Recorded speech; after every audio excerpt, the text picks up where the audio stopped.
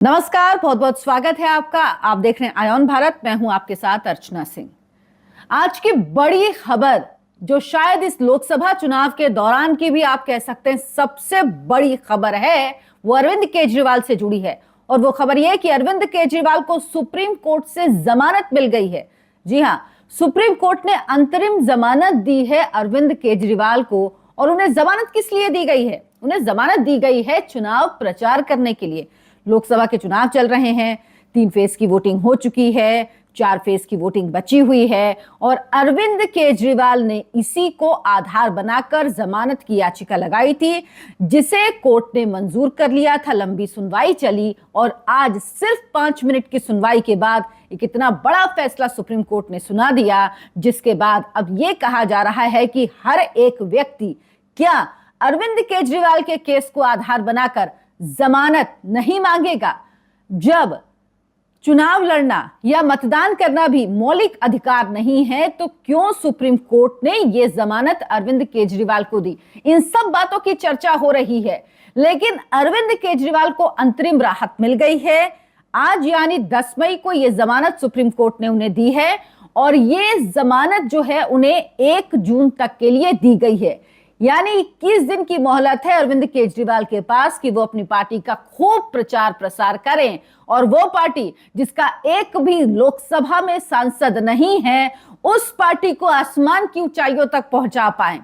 2019 में अरविंद केजरीवाल को एक भी सीट नहीं मिली थी लोकसभा के चुनाव में। उसके बाद उपचुनाव में उनके पंजाब के सांसद जीते थे रिंकू, जो अब बीजेपी में शामिल हो चुके हैं। एक ऐसी पार्टी जिसका एक सांसद नहीं है, उसके प्रचार के लिए अरविंद केजरीवाल को जमानत दी गई। कोर्ट का कहना था कि आपने गिरफ्तारी अब इस वक्त पे क्यों की, जबकि ईडी ने कहा कि हमने पहला समन इनको नवंबर में भेजा था, तब पूछताछ के लिए नहीं आए। लगातार 9 समन भेजे गए और 10वें समन के बाद जब ईडी उनके घर पहुंची, अरविंद केजरीवाल के मुख्यमंत्री आवास शीश महल में गई पूछताछ के लिए, उसके बाद अरविंद केजरीवाल को गिरफ्तार किया गया। इसके बाद अरविंद केजरीवाल ने बचने के लिए क्या क्या तरीके अपनाए हैं। अरविंद केजरीवाल ने कहा कि उनकी गिरफ्तारी ही गैर कानूनी है।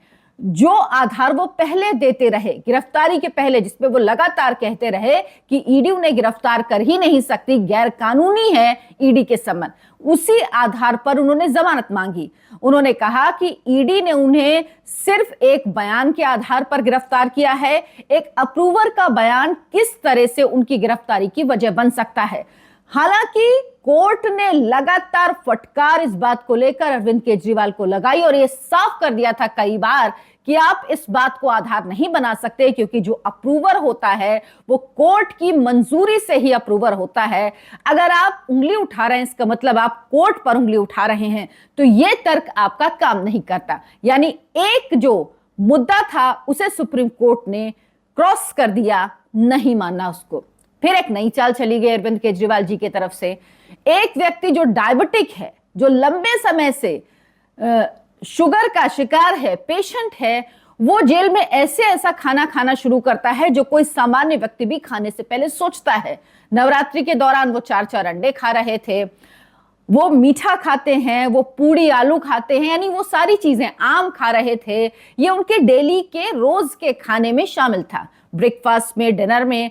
उसके बाद कहा गया कि भाई अरविंद केजरीवाल के खाने से आपको परेशानी है, तो अरविंद केजरीवाल जानबूझकर ये खाना खा रहे थे। साथ ही उनकी पार्टी की तरफ से माहौल बनाया गया कि अरविंद केजरीवाल को इंसुलिन नहीं दी जा रही है।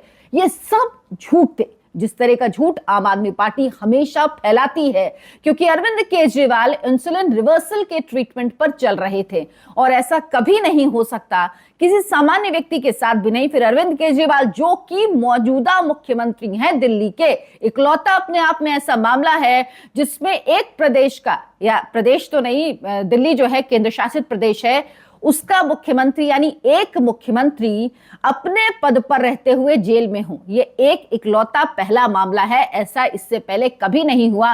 लेकिन अरविंद केजरीवाल की ये ट्रिक काम कर गई और कोर्ट ने कहा कि वो मुख्यमंत्री हैं, उनकी पार्टी की जिम्मेदारी उनके सर पर है प्रचार की, और इसी को आधार बनाकर अरविंद केजरीवाल को जमानत दी गई है।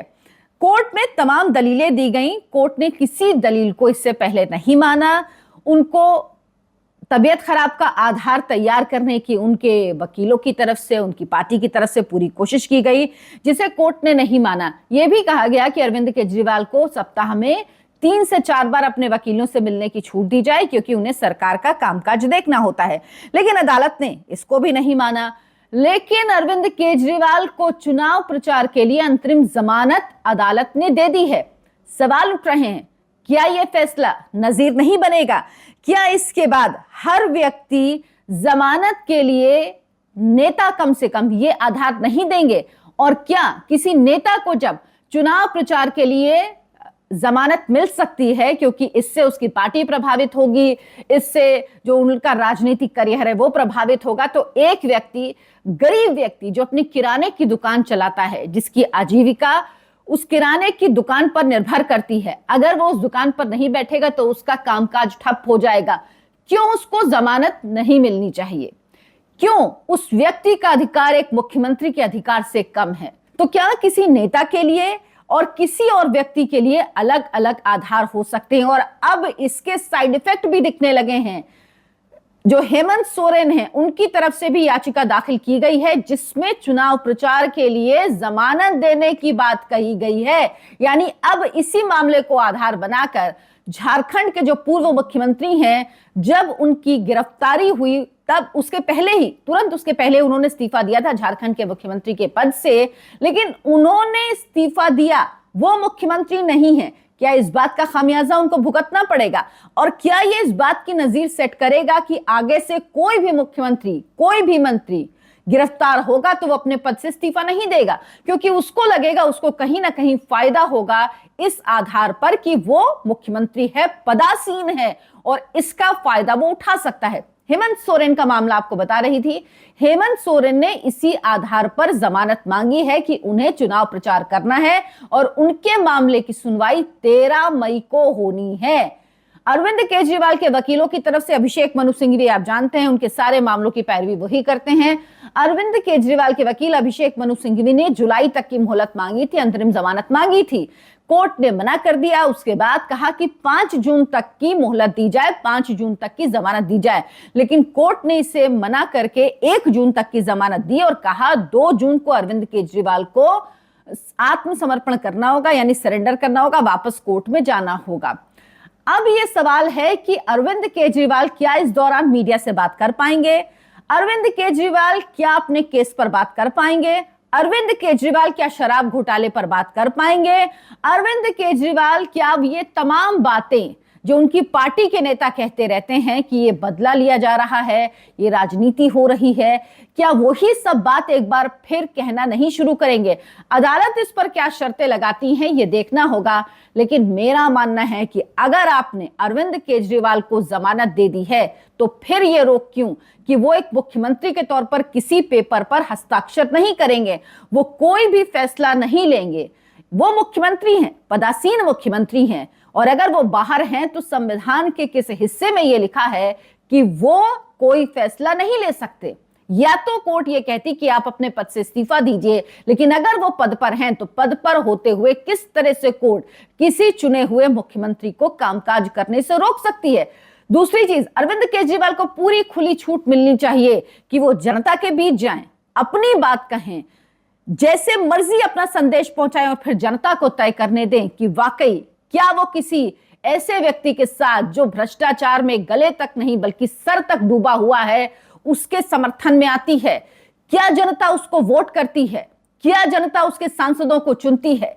क्या जनता उसके सांसदों को लोकसभा पहुंचाती है?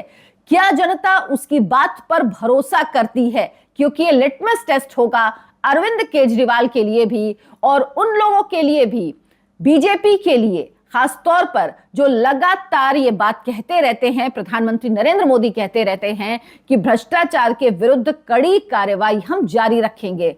कहीं अदालत के इस फैसले से जो भ्रष्टाचार के खिलाफ लड़ाई है, जो भ्रष्टाचारियों को जेल भेजने की मुहिम है, जो भ्रष्टाचारियों से जो लोगों का पैसा जमा करके बैठे हैं, अपने पास रखकर बैठे हैं, क्या उनसे वापस लेने की जो मुहिम चली है, जनता की कमाई कोई लूट नहीं सकता है, जो संदेश देने की कोशिश है, कहीं वो मुहिम कमजोर ना हो जाए? क्योंकि अगर ये मुहिम कमजोर हुई तो नुकसान देश का होगा, नुकसान इस देश के हर एक नागरिक का होगा, नुकसान हर एक व्यक्ति का होगा जो अपनी पूरी ईमानदारी से अपना टैक्स देता है, जो अपना काम करता है और जो सोचता है कि मेरे पैसे से मेरा देश आगे बढ़े। उसका पैसा ये नेता खा जाते हैं। आपको याद होगा अरविंद केजरीवाल की पत्नी ने कहा था कि उनकी आत्मा आपके बीच है।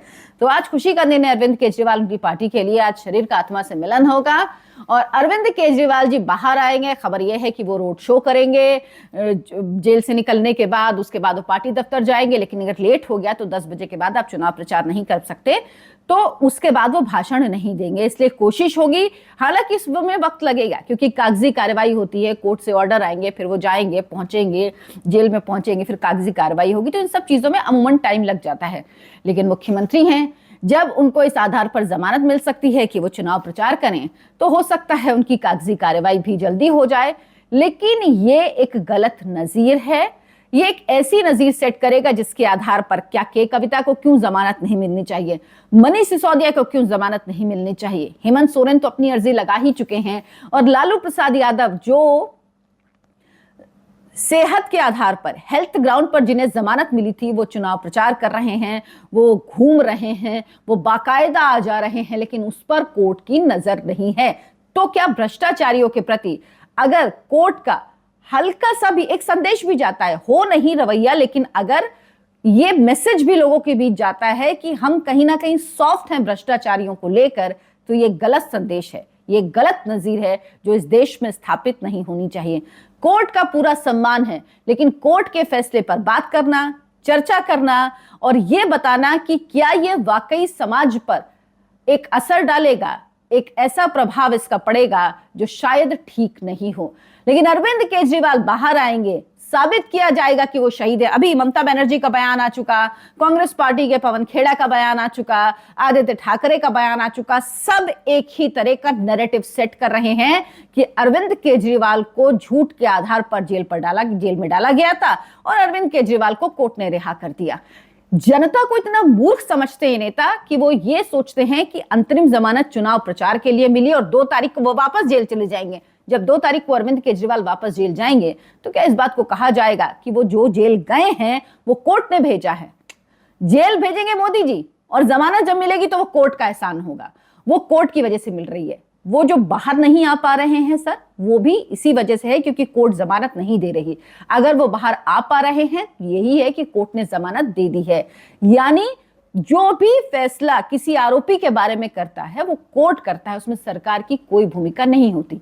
लेकिन नैरेटिव यही सेट किया जाएगा और जोर जोर से इसी नैरेटिव को सेट करने के लिए अब आपको आम आदमी पार्टी नहीं बल्कि हर एक पार्टी जिसके नेता भ्रष्टाचार में डूबे हैं, वो नेता जो खुद भ्रष्टाचारी हैं, जिन पर भ्रष्टाचार के आरोप है, और यहां तक लालू प्रसाद यादव जैसे नेता जो कि घोषित भ्रष्टाचारी हैं, जो सजा याफ्ता भ्रष्टाचारी हैं, वो भी देखिएगा इस मामले को किस तरह से भुनाएंगे।